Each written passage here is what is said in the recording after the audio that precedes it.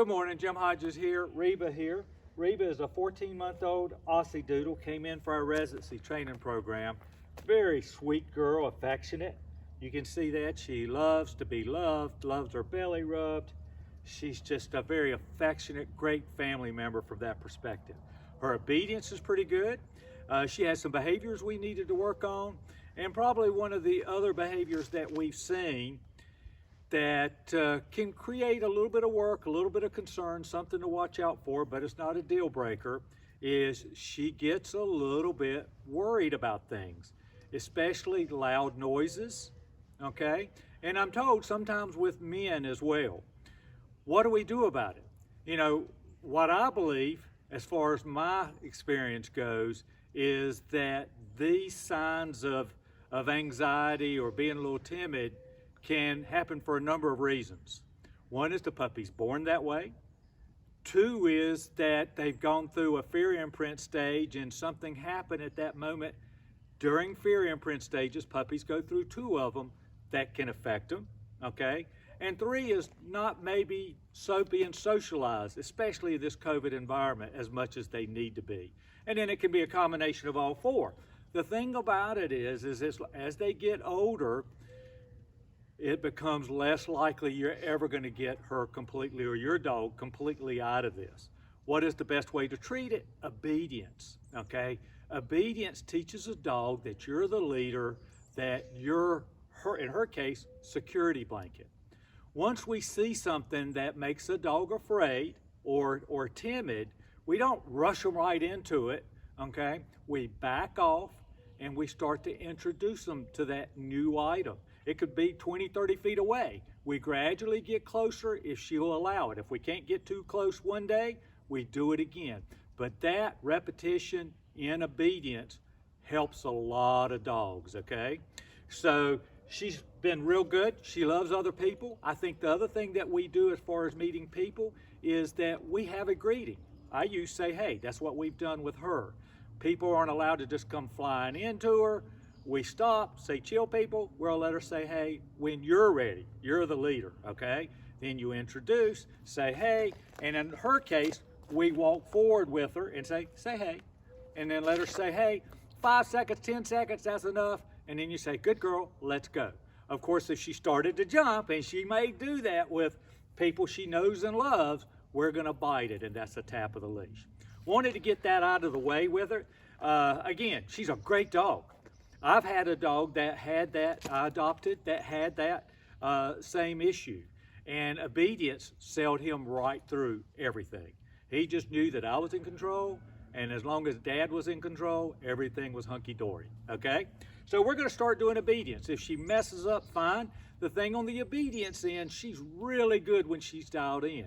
She can get distracted by the cat that just walked by other people, especially other dogs, not as bad with people. And then of course, loud noises can get her to turn off and look.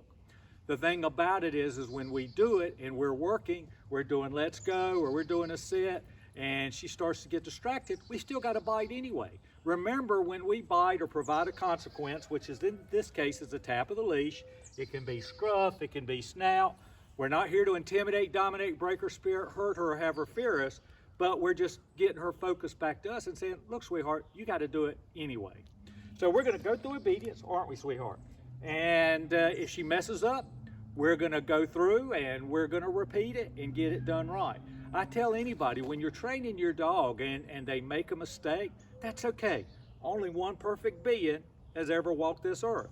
You make a mistake, that's okay, all right? But what happens when she makes that mistake, I'll usually come back and try to do it at least 2 times in that session correctly before we move on. We don't want to leave her with making the mistake, because that can start to become a conditioned thing, okay? You ready? Let's go. Our let's go is her walking right here with us, okay? I turn, I change.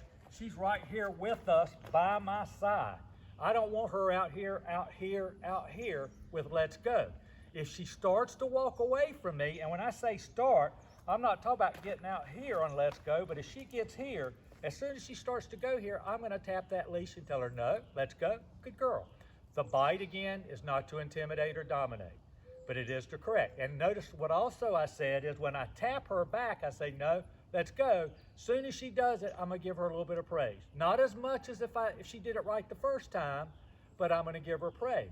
When we're in the act of doing a command, there's nothing wrong with good girl. We want her to know she's making us happy. This can be just chilling in life, but in obedience, we want to praise. One of my rules is we praise at least 20 times more during the day than we bite. We want to make it a positive interaction between the two of you. Okay, let's go. So I'm here, and normally your walk is just like this. It's a nice, gentle walk, but with a new dog that doesn't learn, I'm going to change. See how she's looking at me? Good girl. Okay, stop. Atta girl. Good girl. Let's go. And then once we have that down, we just walk. Okay? We're doing let's go right here. One day when you're ready, you can let her walk at any distance you want. The rule is she's never ever going to pull you on a leash again. So if she starts to pull, if she gets the leash tight, and doesn't respond, we're gonna tap back to our side. Let's go. Sit. Good girl. Hand signal for sit, she sits. Now she holds that sit until we release her, okay? A lot of people when they start training get their dog to sit, they give them a treat and they bounce up. They're not learning to hold the command for us, okay? Having said that, I don't keep her in a sit or any dog in a sit for an extraordinary length of time because I don't like putting that pressure there.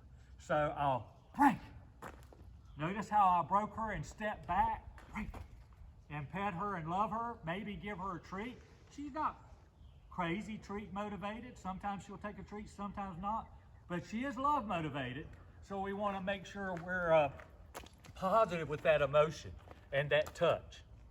But the break, when I did that and she came to me, I am leading in, okay, to the come command, both on leash and possibly off leash in the future.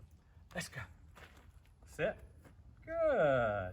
So just to give you an idea how that works, she's on a sit command. Watch my hand. Come.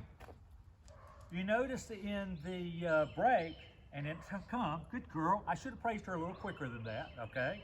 You always praise, consequence, motivate in the moment. Break.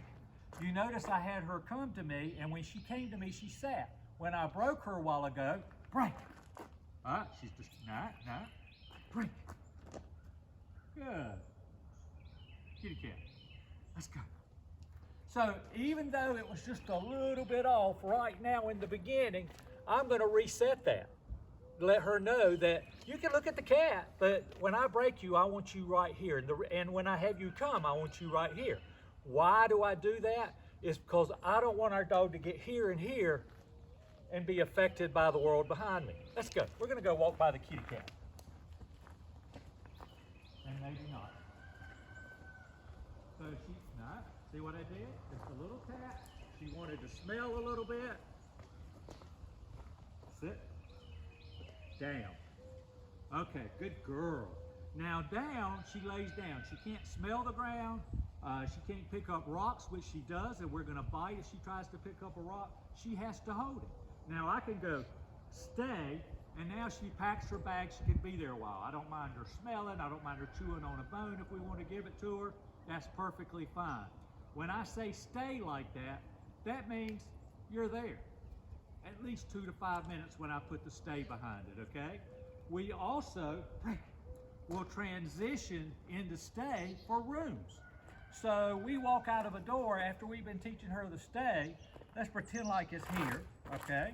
And we're gonna walk out of the room. We go, stay.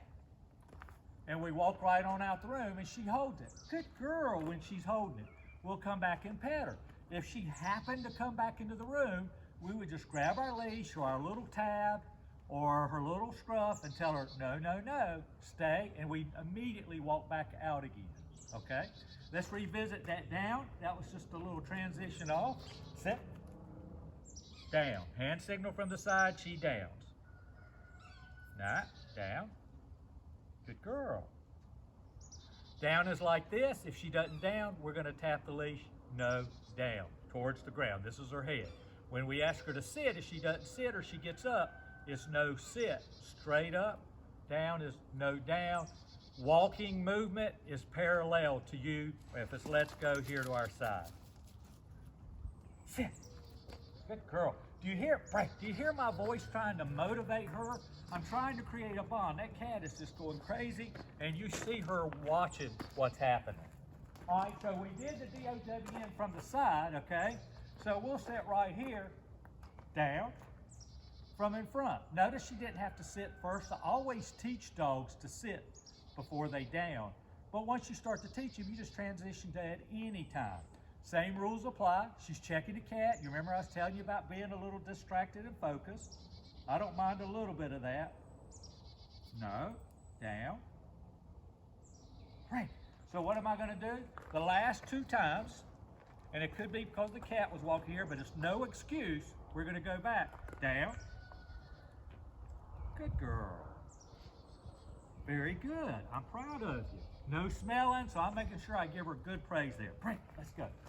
So we come right back around, do it a different way. Down. Good girl.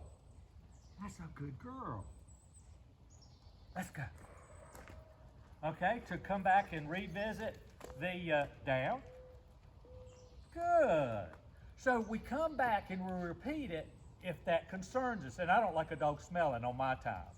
So if they're in a break, they can smell. So now I have her in the down. Come. She comes, she sits. What a good girl. Break. Okay, comes and sits. If she was off leash in the yard, okay, and she does have a fenced in yard, you wouldn't tell her to come unless you knew she was going to come.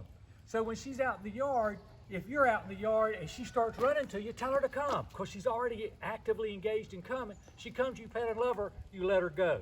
We never punish her or do something she wouldn't like by you asking to come. Of course, if you ask her to come and she doesn't, you need to go get her and go through that tapping stage back to you, okay? Keep on going, sweetheart. Next one is place. Now you notice, no, place. You notice what happened there. If you'll go back and watch the video, the cat was right there. So she stopped to see the cat smell. Let's go. Place. And I don't mind that as long as she gets on the bed.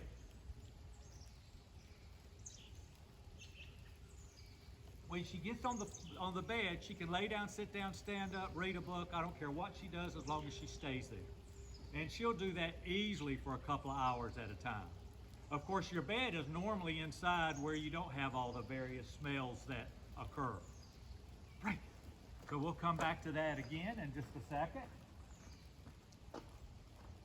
I'm taking a little bit longer here. I just want to make sure I'm going through this with her mom. Sit. Next thing is the heel command. Heel is a much tighter let's go. The difference is her job is to stay in this imaginary box. My job is to keep her in that box, okay? When I stop, she sits. Hand signals like this. Heel. Good girl. Notice how she's watching me? Good girl. Anytime your dog looks at you when you're working her, make sure you praise. We're going to do it again. Heel. This time I'm going to do a complete turn. See how even in the turn she got out of the heel box, because she can't read my mind. So we give her a chance to get back beside us, and then we straighten out and gets in the box. We stop and sit, and she holds that until we release it. Let's go. So now we're going to come right back to the same side. Play. Atta girl, good girl. Right. Now what, good girl. I like the way you jumped off the bed. Okay. Place. Good girl. See, that's my normal place. We had distraction here with the cat. That's real life, people. We have to work it and be ready for it and adapt. As I already tell you, she's going to be one of those dogs that when she sees other animals and people to a lesser degree, she's going to pay less attention to you unless you demand it, okay? Right. And that's human nature. We're like that. So hopefully that gives you a good idea of where we're going. We went through the sit command, the down command, the heel command, come, and we also did the place. Let's go. The other thing with her that we allow her to do is she wants to get on the furniture. Mom doesn't mind her getting on the furniture. Doesn't bother me. The big thing is I want us to be the leader. If she allows her to get on her furniture at home and not at someone else's house, Reba can learn that, okay? If we want her to get on the furniture, we would come up, and you see this before, load up. Good girl. See how she looked at me? I love that focus when she starts to get dialed in. Right, we're off. If she was on a piece of furniture, we told her off, that's the time to get off, okay? If she didn't, it would be no off.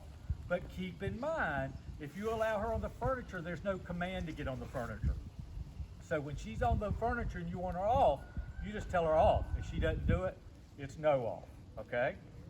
If you want your dog to get on furniture, you give them a command. With only your permission, you give them the command. If by chance they jump on the furniture before you give that command, like during life, we have to bite them off. And you remember, our consequence is not to intimidate, dominate, break her spirit, or anything like that. Good girl. Get that in your life. Let's go. So you saw a couple of things today, and one of the things, good girl. Good girl. That's the enthusiasm I like, and we normally get with her in life, okay? But when you're out at a park, when I haven't had her around children, I can imagine children running around squealing and doing stuff, she's gonna get distracted. We don't give that the green light, say do whatever you want. We start to get that focus back by demanding it, and then unfortunately providing a consequence, okay? I believe as we do in the beginning, everything is in the moment of time. I call it black and white. She's either doing it right or doing it wrong in that moment of time, okay?